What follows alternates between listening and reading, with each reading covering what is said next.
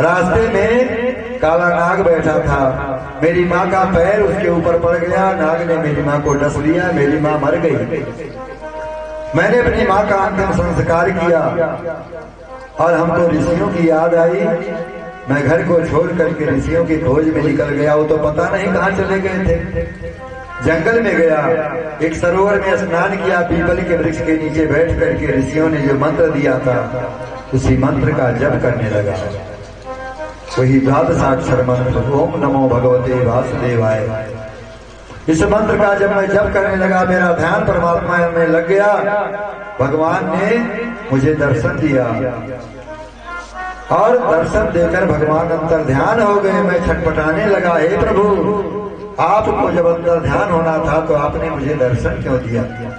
आकाशवाणी हुई, बेटा अभी तुम कच्चे हो, अभी तुम तपस्या करो, तपस्या करोगे तो तुम्हें मेरे दर्शन होंगे।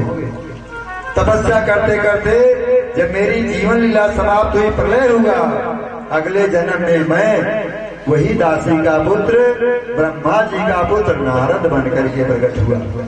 बताइए, जब भगवान का नाम जपने से एक दासी का बेटा आज नारद बन सकता है, तो आप भगवान की कथा लिखोगे तो आप क्यों नहीं लिख सकोगे? दुनिया वालों का कल्याण क्यों नहीं होगा?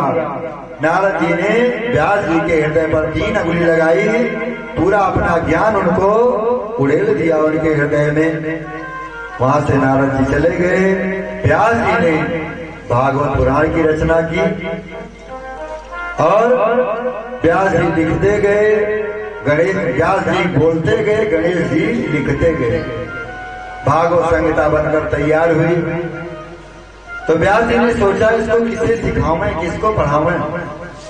इसको करने के लिए भी तो कोई महापुरुष चाहिए। ऐसे थोड़े जो चाहे